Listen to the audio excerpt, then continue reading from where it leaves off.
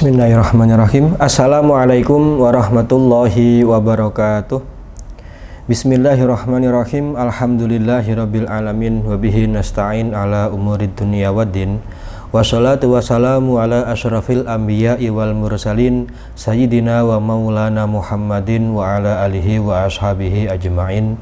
Yang terhormat kepada Bapak Kepala Madrasah Sanawiyah Negeri 1 Kota Kediri, yang terhormat kepada Bapak Ibu Dewan Guru, Bapak Ibu staf karyawan, dan juga kepada anak-anak semuanya yang kami banggakan. Alhamdulillah, dalam kesempatan kali ini kita kembali lagi dalam kajian Safinatun Najah, yang mana dalam hal ini nanti kita akan membahas tentang syarat-syaratnya berwudu.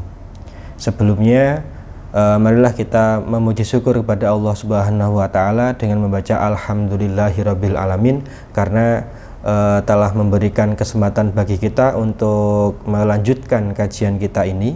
Dan marilah kita membacakan salawat salam kepada junjungan kita Nabiullah Muhammad Sallallahu Alaihi Wasallam dengan bacaan Allahumma sholli ala Sayyidina Muhammad wa ala alihi wa sahbihi ajma'in.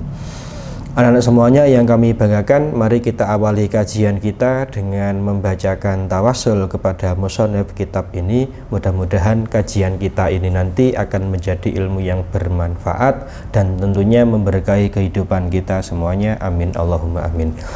Bismillahirrahmanirrahim. Ila hadratin nabiyil mustafa sayyidina wa maulana Muhammadin sallallahu alaihi wasallam, tuma khususan khassa ila hadrati sayyidina Ali karamullahu wajah, wa ila hadrati sayyidina Abdullah bin Abbas, wa ila hadrati jami'il awliya wal ulama wa syuhada wa salihin min qadiril ma'rufin wal majulin minhum, khususan khassa ila hadrati musannif hadzal kitab, wa ila hadrati masyayikhina wa masyayikhikum wa muallimina wa muallimikum wa bawaina abawaikum, anallahu yaghfir lahum wa yarhamuhum syai'ul lillahi lana wa lahumul fatihah. A'udzu billahi minasyaitonir rajim. Bismillahirrahmanirrahim. Alhamdulillahirabbil alamin. Arrahmanir rahim. Maliki yaumiddin. Iyyaka na'budu wa iyyaka nasta'in. Ihdinas siratal mustaqim. Siratal ladzina an'amta 'alaihim ghairil maghdubi 'alaihim waladdallin. Rabbighfirli wa liwalidayya wa lil mu'minina amin. Bismillahirrahmanirrahim. Qala al-musannifu rahimahullahu ta'ala wa nafa'ana bihi wa bi ulumihi fid dharain amin ya rabbal alamin. Qauluhu ila an qala faslun. Syurutul wudu'i utawi pira-pira syarate wudu iku asyaratun ana 10. Rupane al-islamu Islam, wa tamyizu lan tamyiz, wan naqa'u lan bersih, anil haidi saking haid, wan nifasi lan nifas. Wa amma lan saking perkara yamna'u kang nyegah apa ma wusulal ma'i ing tumekane banyu ilal basyarati maring kulit. Wa alla yakuna lan yen to ora ana iku alal udwi ing ngatasé anggota apa ma barang yughayyiru kang ngwahake apa ma almaa ing banyu. Wal ilmu lan ngawaruhi bi fardiyatihi kelawan fardune wudu. Wa alla ya'taqidalan yen to ora nekodake sapa mutawaddi tegese man fardhon ing fardu min furudihi saking pira-pira fardune wudu sunnatan ing sunnah. Wal ma'u lan banyu at-tuhuru kang suci, wa dukhulil waqti lan manjinge waktu, wal muwalatu lan nuli-nuli lidaimil hadasi maring wong kang langgengi hadas. Anak-anak semuanya yang kami banggakan, bahwasanya pada pasal ini menjelaskan tentang syarat-syaratnya wudu. Yang disebut dengan syarat adalah sesuatu yang harus kita penuhi sebelum kita melaksanakan wudu itu sendiri. Adapun syaratnya di sini musannif atau pengarang kitab ini menjelaskan jumlahnya ada 10.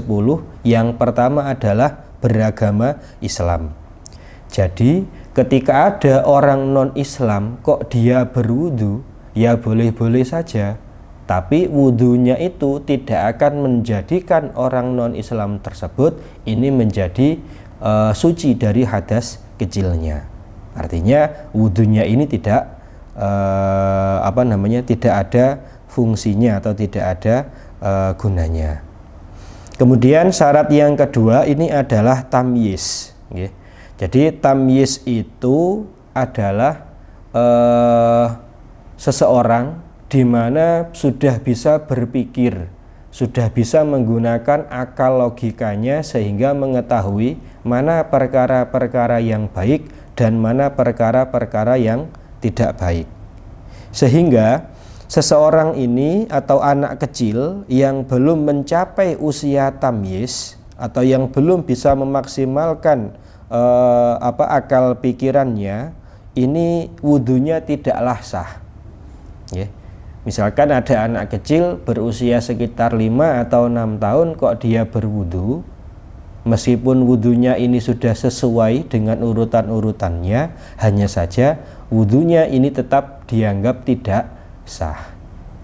Hanya saja memang sudah menjadi hal yang baik apabila anak-anak ini sedari kecil sudah diajarkan untuk dibiasakan sebelum melaksanakan ibadah untuk melaksanakan wudhu terlebih dahulu, yakni untuk niatan pembelajaran dan pembiasaan. Adapun untuk syarat yang ketiga dari sahnya seseorang agar wudhunya ini menjadi sah adalah wan naqau anil haidi wan nifasi. Ini khusus bagi perempuan, Jadi seorang perempuan ini haruslah orang yang sudah bersih dari masa menstruasinya atau masa haidnya dan juga sudah selesai dari masa nifasnya. Sehingga apabila seorang perempuan ini masih dalam kondisi haid atau menstruasi atau juga dalam masih situasinya masih nifas, maka wudunya ini tetap tidak sah. Selanjutnya untuk syarat yang keempat, anak-anak semuanya, ini adalah wan naqau amma yamna'u wusulal ma'i ilal basyarati.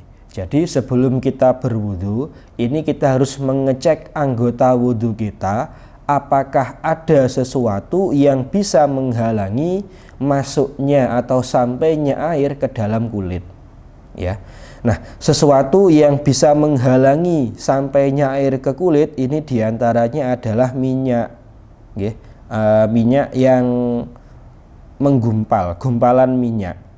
Kemudian juga termasuk lilin, kemudian juga termasuk tinta, kemudian juga termasuk beloboknya mata, belobok nih?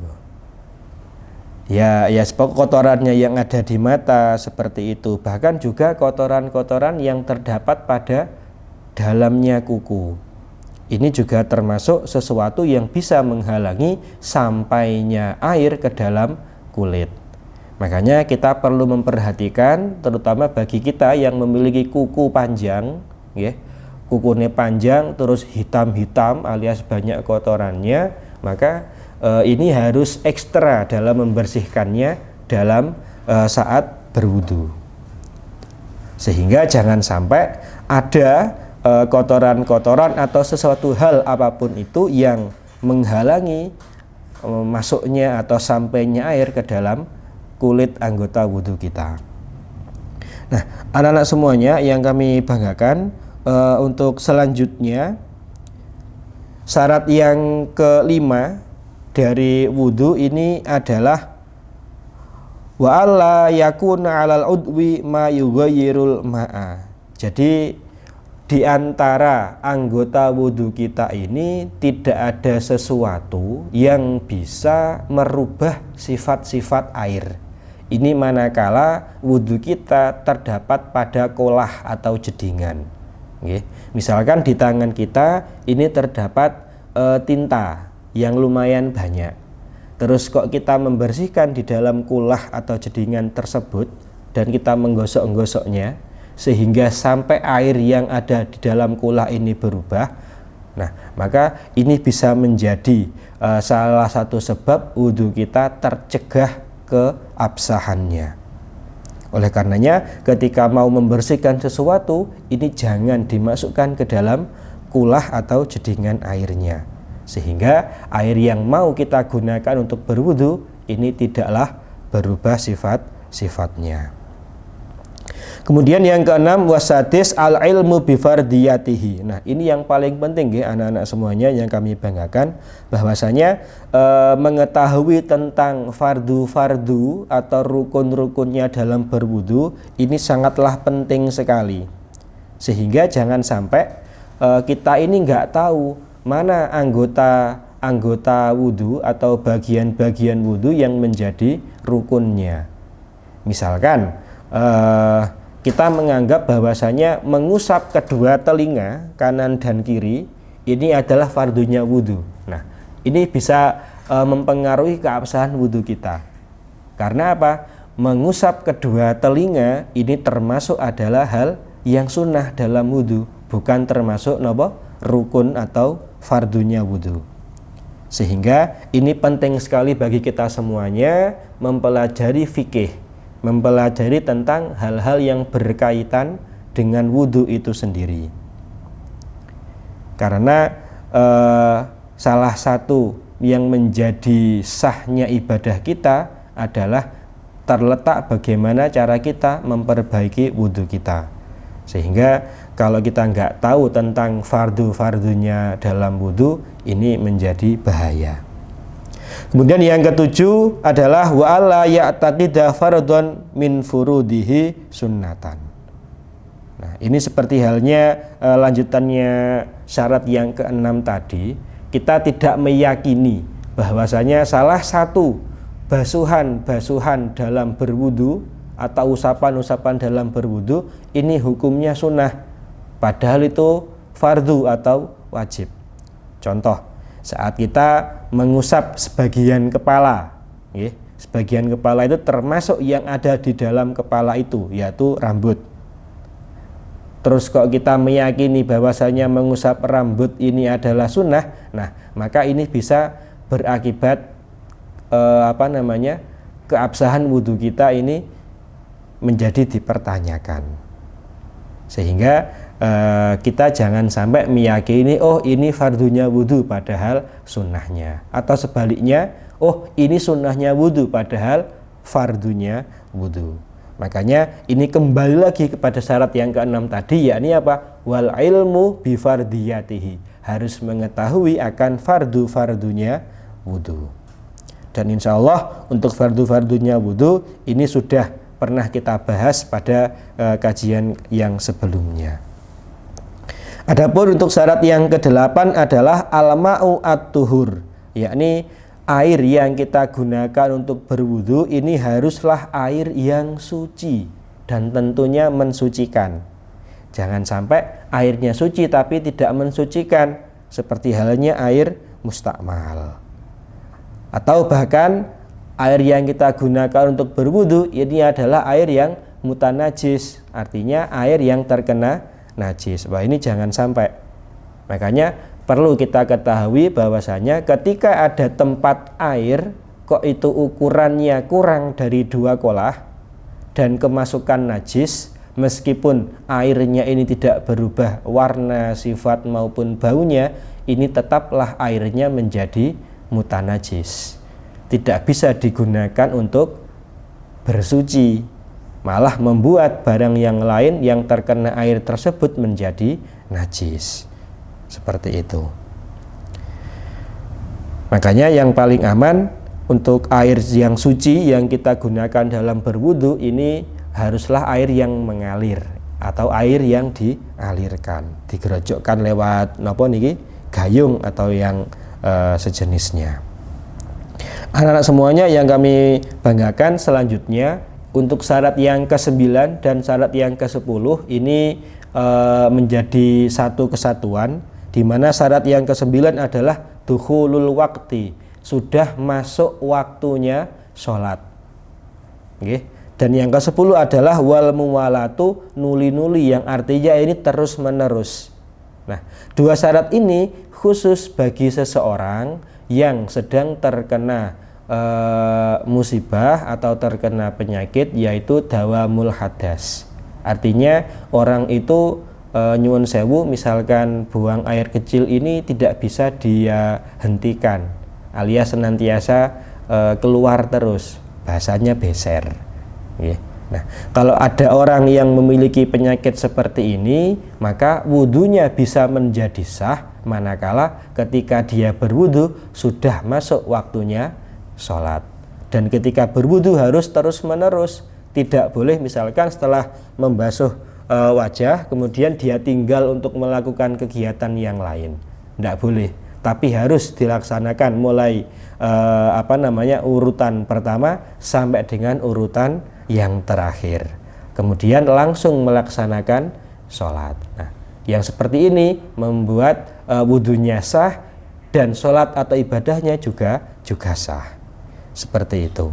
Baik, demikian untuk pembahasan kita pada kesempatan kali ini yang berkaitan dengan syarat-syaratnya wudhu. Ternyata yang paling penting dari syaratnya wudhu ini adalah al-ilmu bifardiyatihi, yakni mengetahui akan fardu-fardunya wudhu. Mudah-mudahan kajian kita kali ini bermanfaat bagi kita semuanya. Dari kami banyak kekurangan, mohon maaf yang sebesar-besarnya. Alafu minkum, wassalamualaikum warahmatullahi wabarakatuh.